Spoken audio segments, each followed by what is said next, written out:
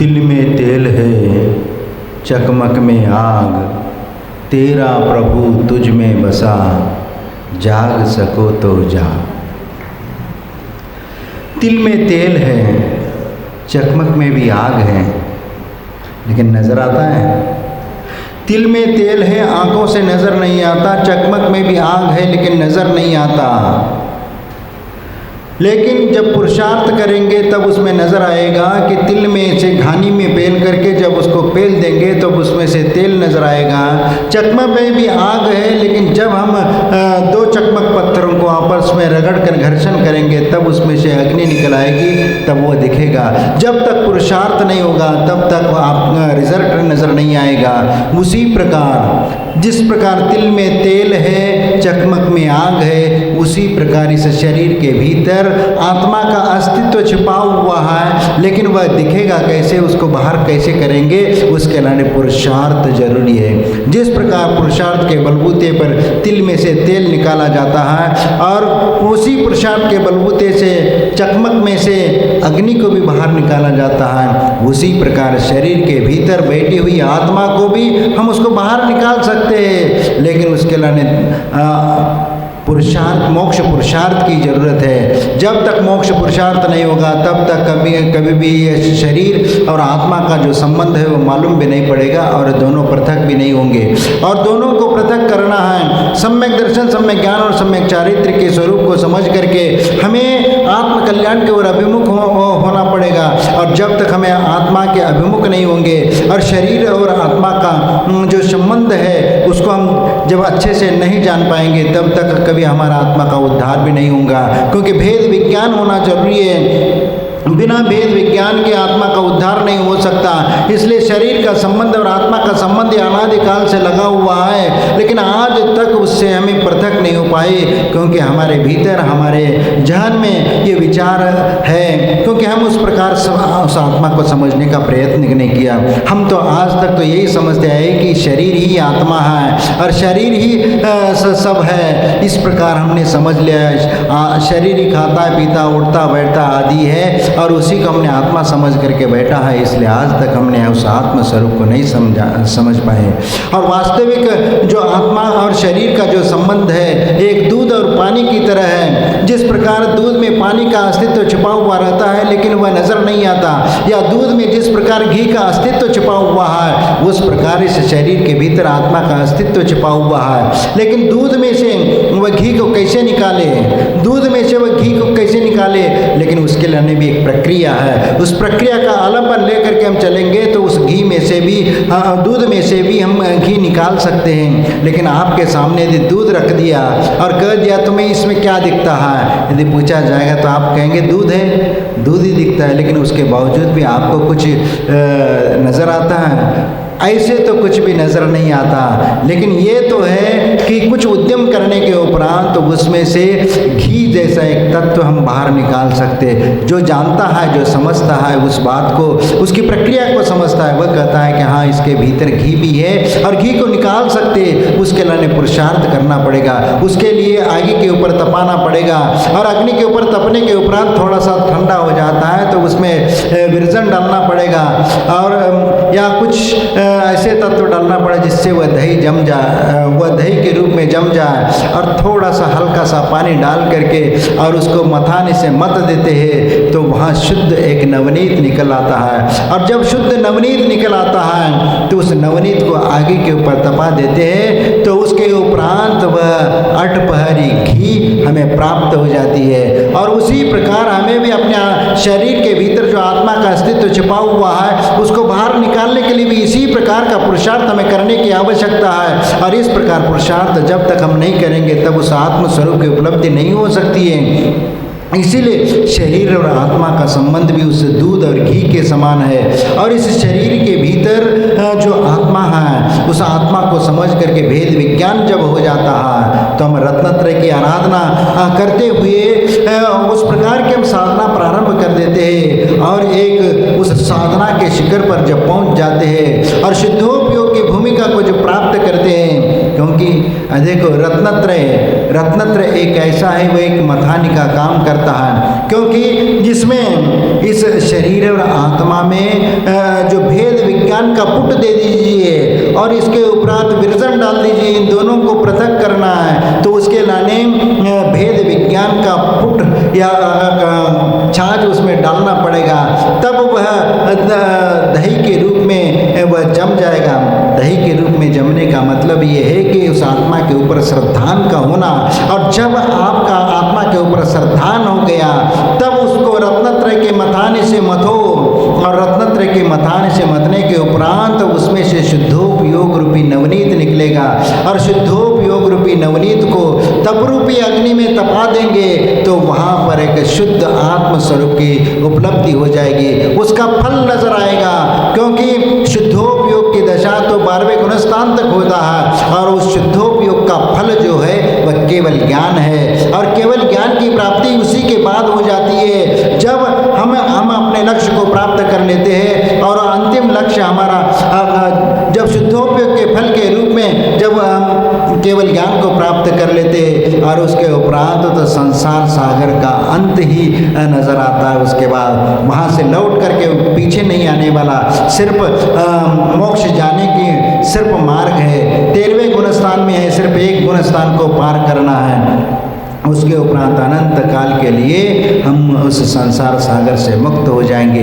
इसीलिए उस संसार सागर से, इस संसार सागर से मुक्त होने के लिए हमें उद्यम करने की आवश्यकता है, क्योंकि धर्म अर्थ काम ये पुरुषार्थ करते हुए मोक्ष मार्ग पर आरूढ़ होकर के हमें चलना है। क्यों करना है? क्योंकि ये किए बिना हमें आत्मस्वरूप की उपलब्धि नहीं हो सकती है, क्योंकि अनादिकाल का संस्कार हमारे ऊपर ऐसा पड़ा हुआ है कि उन संस्कारों से छुटकारा हम नहीं पा रहे, क्योंकि वह संस्कार हमसे छूट नहीं पा रहे। इसलिए धीरे धीरे छोटे छोटे नियम और व्रत को धारण करते हुए हम उस संस्कारों से बचने का प्रयत्न कर रहे हैं, उस संसार से हम कुछ आगे बढ़ने का प्रयत्न कर रहे हैं। और जब तक ये पुरुषार्थ हमारा शुरू नहीं होगा तब तक उस बात को हम नहीं समझ पाएंगे। और जब आपको समझ में आ जाएगा कि हमारी आत्मा अभी अशुद्ध पर्याय में है और संसार में भटक रही, तब तक हमें वास्तविक सुख की प्राप्ति नहीं होगी। और वास्तविक सुख पाने के लिए इस संसार सागर से छुटकारा पाने के लिए उस मोहरूपी संसार को छोड़ना पड़ेगा। और घर बार परिवार के प्रति जो आसक्ति है, मोह माया है, उस मोह माया को छोड़ना पड़ेगा, तभी आप उस वीतराग मार्ग पर चल करके अपना आत्मा का उद्धार कर सकते हो। उसके पहले तुम्हारी आत्मा का उद्धार नहीं होगा, तुम्हारा आत्मा का कल्याण भी नहीं होगा।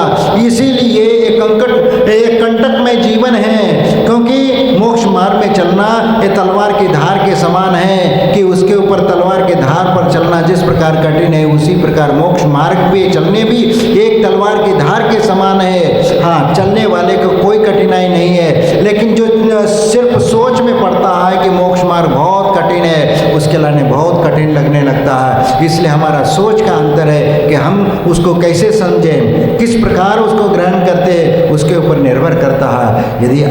यदि सहजता से स्वीकार करते हो तो सहज लगेगा, यदि कठिनाई महसूस करते हो तो उसको अपनाने के लिए तो आपको मोक्ष मार्ग कठिन महसूस होने लगेगा।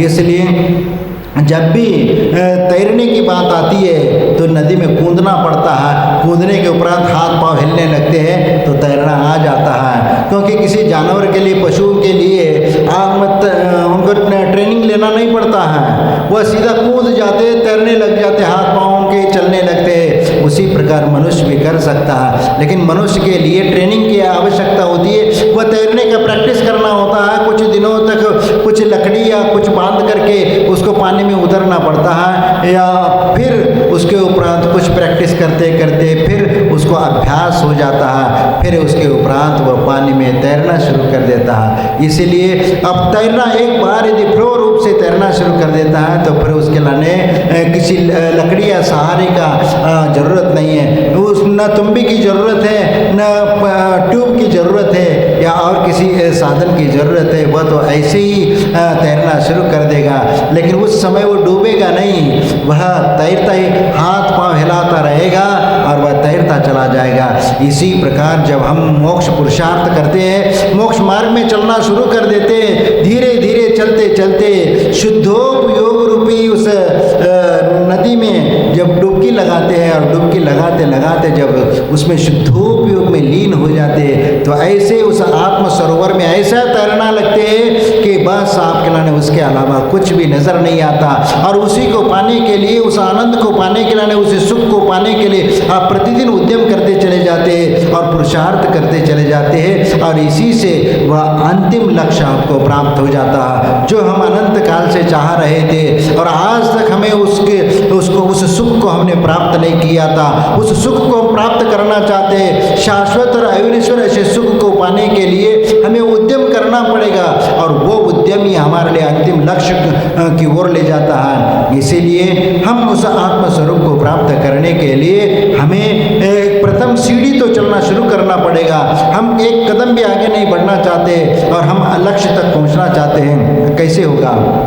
आप यदि दिल्ली जाना चाहते हो तो आपको लक्ष्य निर्धारित करना पड़ेगा कि हमें वहाँ पर जाना है, लेकिन आपका कोई लक्ष्य निर्धारित ही नहीं है तो फिर आप दिल्ली कैसे जा पाएंगे बताओ?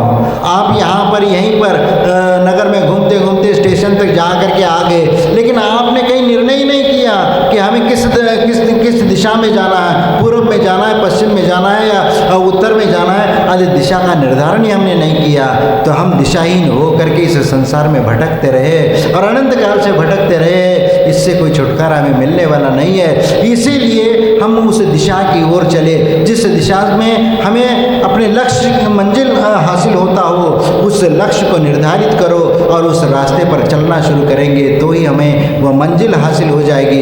इसीलिए रत्नत्रय के मार्ग पर हम लक्ष्य निर्धारित करते और रत्नत्रय मार्ग का आलम्बन लेकर के हम चलना शुरू कर देते तो हमारा उसके बाद का लक्ष्य जो है निश्चित है, क्योंकि इस मार्ग पर चलते चलते हमें शाश्वत और अविनश्वर ऐसे मोक्ष रूपी लक्ष्मी की प्राप्ति होने वाली है। और इसलिए शाश्वत और अविनश्वर मोक्ष रूपी लक्ष्मी को पाने के लिए हमें ये उद्यम करना पड़ेगा, ये पुरुषार्थ करना पड़ेगा, इसको समझना पड़ेगा और उस लक्ष्य की ओर एक एक कदम आगे बढ़ाते हुए चलना है। और ऐसे चलते चले जाएंगे तो निश्चित एक समय ऐसा आएगा कि वह शाश्वत और अविनश्वर से मोक्ष रूपी लक्ष्मी को हम प्राप्त कर लेंगे। इसलिए मैं आप लोगों से यही कहना चाहता हूँ, आज नेमिनाथ भगवान का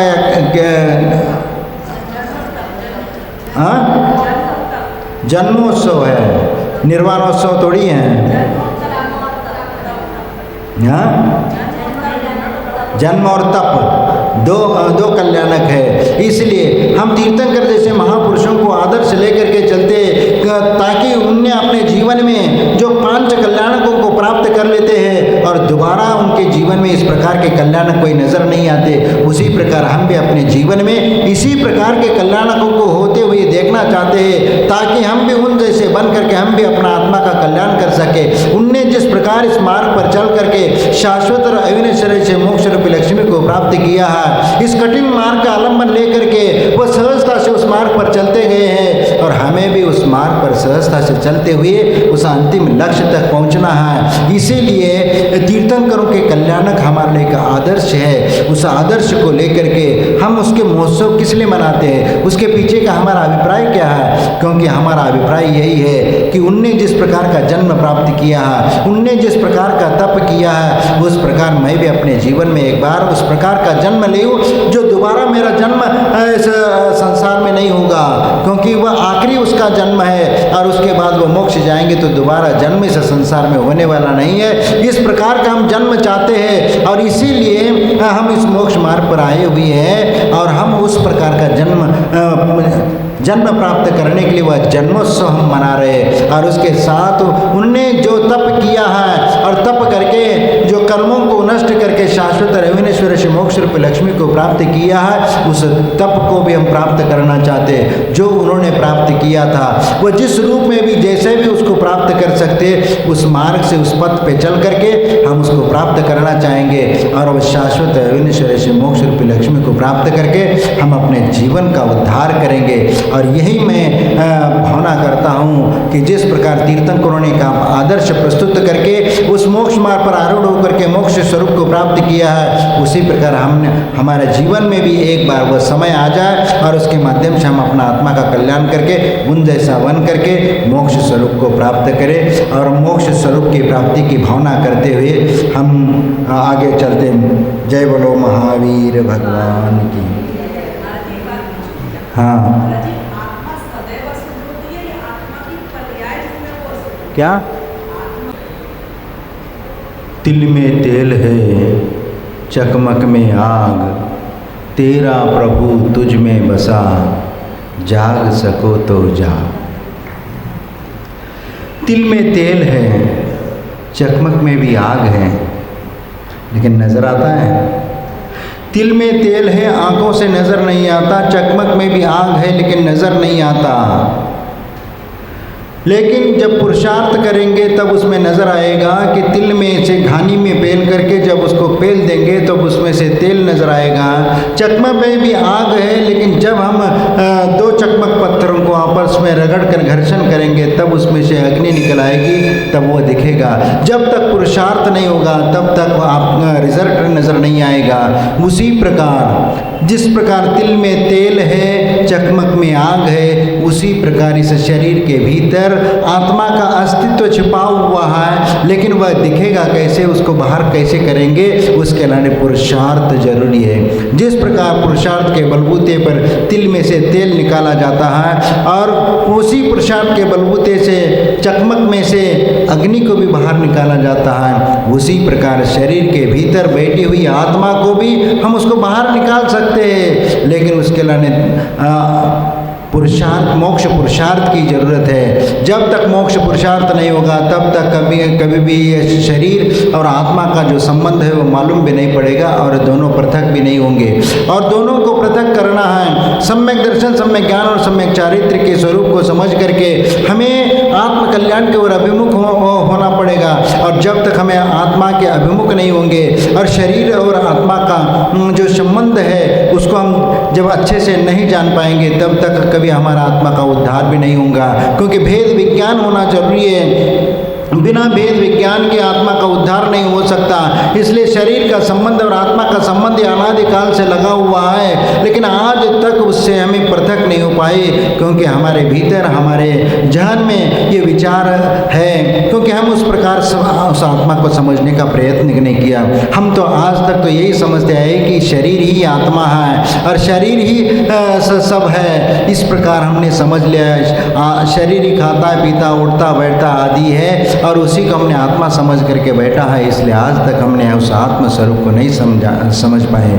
और वास्तविक जो आत्मा और शरीर का जो संबंध है एक दूध और पानी की तरह है। जिस प्रकार दूध में पानी का अस्तित्व छिपा हुआ रहता है लेकिन वह नज़र नहीं आता, या दूध में जिस प्रकार घी का अस्तित्व छिपा हुआ है उस प्रकार इस शरीर के भीतर आत्मा का अस्तित्व छिपा हुआ है। लेकिन दूध में से वह घी को कैसे निकाले, दूध में से वह घी को कैसे निकाले, लेकिन उसके लिए भी एक प्रक्रिया है। उस प्रक्रिया का आलम्बन लेकर के हम चलेंगे तो उस घी में से भी, दूध में से भी हम घी निकाल सकते हैं। लेकिन आपके सामने यदि दूध रख दिया और कह दिया तुम्हें इसमें क्या दिखता है, यदि पूछा जाएगा तो आप कहेंगे दूध है, दूध ही दिखता है, लेकिन उसके बावजूद भी आपको कुछ नज़र आता है? ऐसे तो कुछ भी नज़र नहीं आता। लेकिन ये तो है कि कुछ उद्यम करने के उपरांत तो उसमें से घी जैसा एक तत्व हम बाहर निकाल सकते। जो जानता है, जो समझता है उस बात को, उसकी प्रक्रिया को समझता है, वह कहता है कि हाँ इसके भीतर घी भी है और घी को निकाल सकते। उसके लिए पुरुषार्थ करना पड़ेगा, उसके लिए आगे के ऊपर तपाना पड़ेगा और अग्नि के ऊपर तपने के उपरांत थोड़ा सा ठंडा हो जाता है तो उसमें विरजन डालना पड़ेगा और या कुछ ऐसे तत्व डालना पड़े जिससे वह दही जम जाए, वह दही के रूप में जम जाए। और थोड़ा सा हल्का सा पानी डाल करके और उसको मथाने से मत देते हैं तो वहाँ शुद्ध एक नवनीत निकल आता है। और जब शुद्ध नवनीत निकल आता है तो उस नवनीत को आगे के ऊपर तपा देते हैं तो उसके उपरांत वह अठपहरी घी हमें प्राप्त हो जाती है। और उसी प्रकार हमें भी अपने शरीर के भीतर जो आत्मा का अस्तित्व छिपा हुआ है उसको बाहर निकालने के लिए भी इसी प्रकार का पुरुषार्थ हमें करने की आवश्यकता है। और इस प्रकार पुरुषार्थ जब तक हम नहीं करेंगे तब उस आत्म स्वरूप की उपलब्धि नहीं हो सकती है। इसीलिए शरीर और आत्मा का संबंध भी उस दूध और घी के समान है। और इस शरीर के भीतर जो आत्मा है उस आत्मा को समझ करके भेद विज्ञान जब हो जाता है तो हम रत्नत्रय की आराधना करते हुए उस प्रकार की हम साधना प्रारंभ कर देते हैं और एक उस साधना के शिखर पर जब पहुंच जाते हैं और सिद्धोपयोग की भूमिका को जो प्राप्त करते हैं, क्योंकि देखो रत्नत्रय एक ऐसा है, वो एक मथानी का काम करता है, क्योंकि जिसमें इस शरीर और आत्मा में जो भेद विज्ञान का पुट दे दीजिए और इसके उपरांत विरजन डाल दीजिए, इन दोनों को पृथक करना है, तो उसके लाने भेद विज्ञान का पुट या छाछ उसमें डालना पड़ेगा, तब वह दही के रूप में वह जम जाएगा। दही के रूप में जमने का मतलब ये है कि उस आत्मा के ऊपर श्रद्धान का होना, और जब आपका आत्मा के ऊपर श्रद्धान हो गया तब उसको रत्नत्रय के मथाने से मथो, और रत्नत्रय के मथाने से मथने के उपरांत उसमें से शुद्धोपयोग रूपी नवनीत निकलेगा, और शुद्धोपयोग रूपी नवनीत को तपरूपी अग्नि में तपा देंगे तो वहाँ पर एक शुद्ध आत्मस्वरूप की उपलब्धि हो जाएगी, उसका फल नजर आएगा। क्योंकि शुद्धोपयोग की दशा तो 12वें गुणस्थान तक होता है, और उस शुद्धोपयोग का फल जो है वह केवल ज्ञान है, और केवल ज्ञान की प्राप्ति उसी के बाद हो जाती है जब हम अपने लक्ष्य को प्राप्त कर लेते हैं, और अंतिम लक्ष्य हमारा जब शुद्धोपयोग के फल के रूप में जब हम केवल ज्ञान को प्राप्त कर लेते हैं, और उसके उपरांत तो संसार सागर का अंत ही नजर आता है। उसके बाद वहाँ से लौट करके पीछे नहीं आने वाला, सिर्फ मोक्ष जाने की सिर्फ मार्ग है। 13वें गुणस्थान में है, सिर्फ एक गुणस्थान को पार करना है, उसके उपरांत अनंत काल के लिए हम उस संसार सागर से मुक्त हो जाएंगे। इसीलिए उस संसार सागर से, इस संसार सागर से मुक्त होने के लिए हमें उद्यम करने की आवश्यकता है, क्योंकि धर्म अर्थ काम ये पुरुषार्थ करते हुए मोक्ष मार्ग पर आरूढ़ होकर के हमें चलना है। क्यों करना है? क्योंकि ये किए बिना हमें आत्मस्वरूप की उपलब्धि नहीं हो सकती है, क्योंकि अनादिकाल का संस्कार हमारे ऊपर ऐसा पड़ा हुआ है कि उन संस्कारों से छुटकारा हम नहीं पा रहे, क्योंकि वह संस्कार हमसे छूट नहीं पा रहे। इसलिए धीरे धीरे छोटे छोटे नियम और व्रत को धारण करते हुए हम उस संस्कारों से बचने का प्रयत्न कर रहे हैं, उस संसार से हम कुछ आगे बढ़ने का प्रयत्न कर रहे हैं। और जब तक ये पुरुषार्थ हमारा शुरू नहीं होगा तब तक उस बात को हम नहीं समझ पाएंगे। और जब आपको समझ में आ जाएगा कि हमारी आत्मा अभी अशुद्ध पर्याय में है और संसार में भटक रही, तब तक हमें वास्तविक सुख की प्राप्ति नहीं होगी।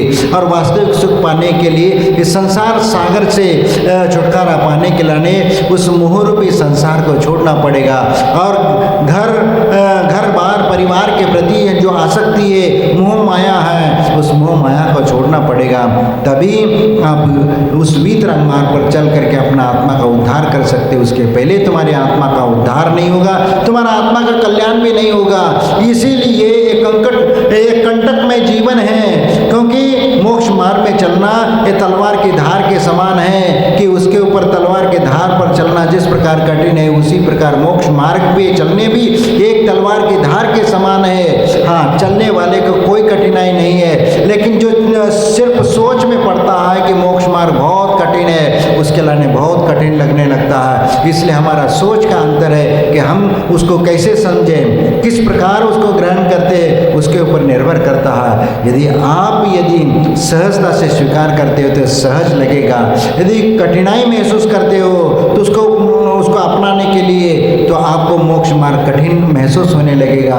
इसलिए जब भी तैरने की बात आती है तो नदी में कूदना पड़ता है, कूदने के उपरांत हाथ पांव हिलने लगते हैं तो तैरना आ जाता है। क्योंकि किसी जानवर के लिए, पशु के लिए उनको ट्रेनिंग लेना नहीं पड़ता है, वह सीधा कूद जाते, तैरने लग जाते, हाथ पाँव के चलने लगते हैं। उसी प्रकार मनुष्य भी कर सकता है, लेकिन मनुष्य के लिए ट्रेनिंग की आवश्यकता होती है। वह तैरने का प्रैक्टिस करना होता है, कुछ दिनों तक कुछ लकड़ी या कुछ बांध करके उसको पानी में उतरना पड़ता है, या फिर उसके उपरांत कुछ प्रैक्टिस करते करते फिर उसको अभ्यास हो जाता है, फिर उसके उपरांत वह पानी में तैरना शुरू कर देता है। इसीलिए अब तैरना एक बार यदि फ्लो रूप से तैरना शुरू कर देता है तो फिर उसके लिए किसी लकड़ी या सहारे का ज़रूरत नहीं है, न तुम्बी की ज़रूरत है, न ट्यूब की ज़रूरत है, या और किसी साधन की ज़रूरत है। वह तो ऐसे ही तैरना शुरू कर देगा,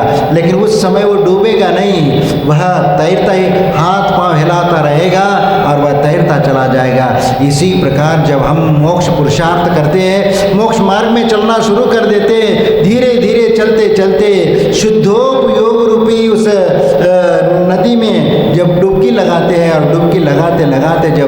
उसमें शुद्धोपयोग में लीन हो जाते हैं, तो ऐसे उस आत्म सरोवर में ऐसा तैरना लगते हैं कि बस आपके लाने उसके अलावा कुछ भी नज़र नहीं आता। और उसी को पाने के लिए, उस आनंद को पाने के लिए, उस सुख को पाने के लिए आप प्रतिदिन उद्यम करते चले जाते हैं और पुरुषार्थ करते चले जाते हैं, और इसी से वह अंतिम लक्ष्य आपको प्राप्त हो जाता है जो हम अनंत काल से चाह रहे थे, और आज तक हमें उस सुख को हमने प्राप्त नहीं किया था। उस सुख को हम प्राप्त करना चाहते हैं। शाश्वत और अविनश्वर ऐसे सुख को पाने के लिए हमें उद्यम करना पड़ेगा, और वो उद्यम ही हमारे लिए अंतिम लक्ष्य की ओर ले जाता है। इसीलिए हम उस आत्मस्वरूप को प्राप्त करने के लिए हमें एक प्रथम सीढ़ी तो चलना शुरू करना पड़ेगा। हम एक कदम भी आगे नहीं बढ़ना चाहते और हम लक्ष्य तक पहुंचना चाहते हैं। कैसे होगा? आप यदि दिल्ली जाना चाहते हो तो आपको लक्ष्य निर्धारित करना पड़ेगा कि हमें वहाँ पर जाना है, लेकिन आपका कोई लक्ष्य निर्धारित ही नहीं है, तो फिर आप दिल्ली कैसे जा पाएंगे बताओ? आप यहाँ पर यहीं पर नगर में घूमते घूमते स्टेशन तक जा करके आ गए, लेकिन आपने कहीं निर्णय ही नहीं किया कि हमें किस दिशा में जाना है, पूर्व में जाना है, पश्चिम में जाना है या उत्तर में जाना है। आज दिशा का निर्धारण ही हमने नहीं किया, तो हम दिशाहीन हो करके इस संसार में भटकते रहे और अनंत काल से भटकते रहे। इससे कोई छुटकारा हमें मिलने वाला नहीं है। इसीलिए हम उस दिशा की ओर चले जिस दिशा में हमें अपने लक्ष्य की मंजिल हासिल होता हो। उस लक्ष्य को निर्धारित करो और उस रास्ते पर चलना शुरू करेंगे तो ही हमें वह मंजिल हासिल हो जाएगी। इसीलिए रत्नत्रय के मार्ग पर हम लक्ष्य निर्धारित करते और रत्नत्रय मार्ग का आलम्बन लेकर के हम चलना शुरू कर देते, तो हमारा उसके बाद का लक्ष्य जो है निश्चित है, क्योंकि इस मार्ग पर चलते चलते हमें शाश्वत और अविनश्वर ऐसे मोक्ष रूपी लक्ष्मी की प्राप्ति होने वाली है। और इसलिए शाश्वत और अविनश्वर ऐसे मोक्ष रूपी लक्ष्मी को पाने के लिए हमें ये उद्यम करना पड़ेगा, ये पुरुषार्थ करना पड़ेगा, इसको समझना पड़ेगा और उस लक्ष्य की ओर एक एक कदम आगे बढ़ाते हुए चलना है। और ऐसे चलते चले जाएंगे तो निश्चित एक समय ऐसा आएगा कि वह शाश्वत और अविनश्वर ऐसे मोक्ष रूपी लक्ष्मी को हम प्राप्त कर लेंगे। इसलिए मैं आप लोगों से यही कहना चाहता हूँ, आज नेमिनाथ भगवान का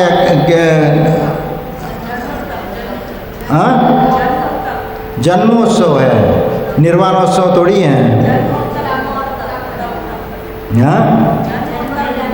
जन्म और तप दो कल्याणक है।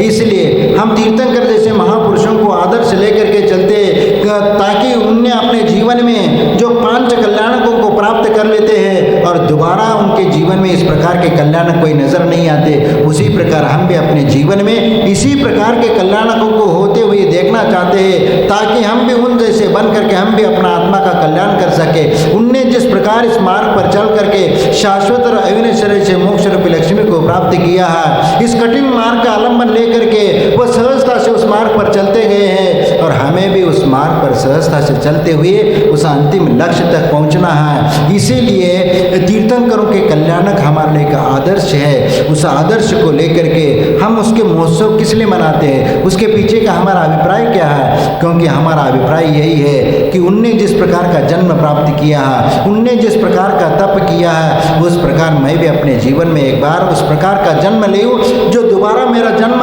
इस संसार में नहीं होगा, क्योंकि वह आखिरी उसका जन्म है और उसके बाद वो मोक्ष जाएंगे तो दोबारा जन्म इस संसार में होने वाला नहीं है। इस प्रकार का हम जन्म चाहते हैं और इसीलिए हम इस मोक्ष मार्ग पर आए हुए हैं और हम उस प्रकार का जन्म प्राप्त करने के लिए वह जन्मोत्सव हम मना रहे हैं। और उसके साथ उन्होंने जो तप किया है और तप करके जो कर्मों को नष्ट करके शाश्वत अविनश्वर से मोक्ष रूप लक्ष्मी को प्राप्त किया है, उस तप को भी हम प्राप्त करना चाहते हैं। जो उन्होंने प्राप्त किया था वह जिस रूप में भी जैसे भी उसको प्राप्त कर सकते, उस मार्ग से उस पथ पे चल करके हम उसको प्राप्त करना चाहेंगे और वह शाश्वत अविनश्वर से मोक्ष रूपी लक्ष्मी को प्राप्त करके हम अपने जीवन का उद्धार करेंगे। और यही मैं भावना करता हूँ कि जिस प्रकार तीर्थंकरों ने का आदर्श प्रस्तुत करके उस मोक्ष मार्ग पर आरूढ़ होकर के मोक्ष स्वरूप को प्राप्त किया है, उसी प्रकार हमने हमारे जीवन में भी एक बार वह समय आ जाए और उसके माध्यम से हम अपना आत्मा का कल्याण करके उन जैसा बन करके मोक्ष स्वरूप को प्राप्त करें। और मोक्ष स्वरूप की प्राप्ति की भावना करते हुए हम आगे चलते। जय बोलो महावीर भगवान की। हाँ महाराज जी, आत्मा सदैव अशुद्ध होती है या आत्मा की पर्याय जिसमें वो अशुद्ध होती है? क्या? आत्मा तिल में तेल है, चकमक में आग, तेरा प्रभु तुझ में बसा, जाग सको तो जाग। तिल में तेल है, चकमक में भी आग है, लेकिन नज़र आता है। तिल में तेल है, आंखों से नज़र नहीं आता, चकमक में भी आग है, लेकिन नज़र नहीं आता। लेकिन जब पुरुषार्थ करेंगे तब उसमें नज़र आएगा कि तिल में से घानी में पेल करके जब उसको पेल देंगे तो उसमें से तेल नज़र आएगा। चकमक में भी आग है, लेकिन जब हम दो चकमक पत्थरों को आपस में रगड़ कर घर्षण करेंगे तब उसमें से अग्नि निकल आएगी, तब वो दिखेगा। जब तक पुरुषार्थ नहीं होगा तब तक आपका रिजल्ट नज़र नहीं आएगा।